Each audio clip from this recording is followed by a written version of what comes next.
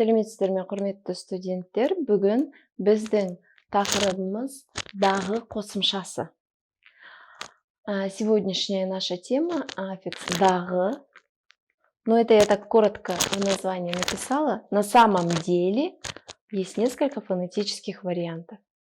Как это обычно происходит в казахском языке, где активно действует закон сингармонизма. То есть, кроме дағы, здесь есть дегі, тағы, тегі, сындағы, сындегі, ындағы, індегі. Что дает это окончание? Этот аффикс. Это не окончание, а аффикс. Что он дает? Он дает значение того, когда мы хотим,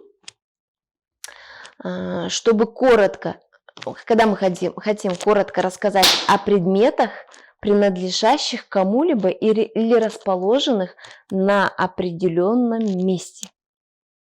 В русском языке это будет звучать так. Телефон, который у Кирилла. Или здание, которое в Усть-Каменогорске. Или мысль, которая в моей голове. Которая у меня. То есть, чтобы употребить слово, определив, во-первых, где и кому этот предмет принадлежит. Мысалы, мынандай мысал келтірейік. Айжанның қолында тұрған телефон менікі. Телефон, который в руках Айжан, мой. Теперь преобразуем это предложение и скажем Айжандағы телефон менікі. Нам не нужно будет вот эти три слова выговаривать, нам достаточно будет употребить этот аффикс. Айжандағы телефон менікі. Не нужно говорить Айжанның қолында тұрған телефон. Айжанның қолында тұрған – это который находится в руках Айжан. Нам все это не нужно говорить, мы употребим только дағы. Айжандағы.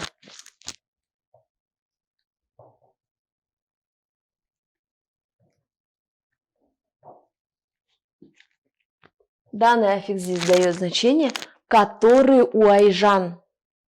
Айжандағы ақша. Деньги, которые находятся у Айжан в кошельке. Айжандағы ақша. Айжандағы телефон. Телефон, который находится в сумке у нее, или где-то мы здесь уже не уточняем, мы просто говорим, который у Айжан. Телефон, деньги, которые у Айжан. Ну и, соответственно, это разные фонетические варианты. Айжан, дағы, потому что у нас на сонорной закончилось, не дега, а потому что твердое слово, поэтому дағы. Если мы скажем көше, көшедегі. Көшедегі газон жап-жасыл. Газон, который на улице, зеленый. Тағы, тегі мы употребляем тогда, когда у нас слово, соответственно, заканчивается на глухой звук. Все это я расписывать сейчас не буду. Просто приведем пример. Көлік тегі, который в транспорте. Көліктегі адамдар шулап отыр. Люди, которые в транспорте, шумят. Мысалы.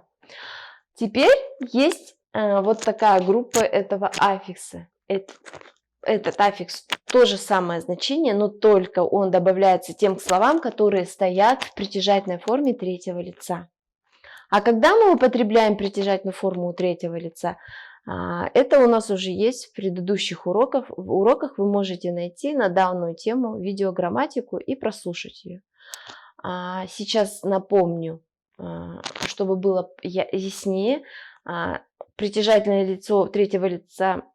Притяжательную форму третьего лица мы употребляем тогда, когда предмет принадлежит третьему лицу, соответственно, и еще тогда, когда перед предметом стоит его название. Например, Өскемен, Кала. Мы не можем сказать. Если в русском языке будет только так стоять, город, ну, конечно, здесь инверсия, местами слова поменяются. Город Усть-Каменогорск, то в казахском языке так употреблять нельзя. Когда стоит любое название любого предмета или категория какая-то этого предмета, к которому он относится, то мы добавляем притяжание третьего лица. Это не значит, что здесь какое-то притяжательное значение есть. Кто-то кому-то, что-то кому-то принадлежит. Если стоит название, то обязательно притяжание третьего лица. Соответственно, вот у нас здесь есть притяжение третьего лица, и мы скажем каласындагы. Почему мы здесь взяли сразу все вместе с этим окончанием третьего лица? Потому что сюда еще добавится вот этот звук, поэтому все это вместе считается одним аффиксом. Өскемен қаласындағы. Мысалы, Өскемен қаласындағы ауа газдалған, ластанған. Воздух в Усть-Каменогорске, который в Усть-Каменогорске, загрязнен. Я надеюсь, вам понятна данная тема. Данная конструкция употребляется в большинстве в разговорной речи. В большинстве случаев.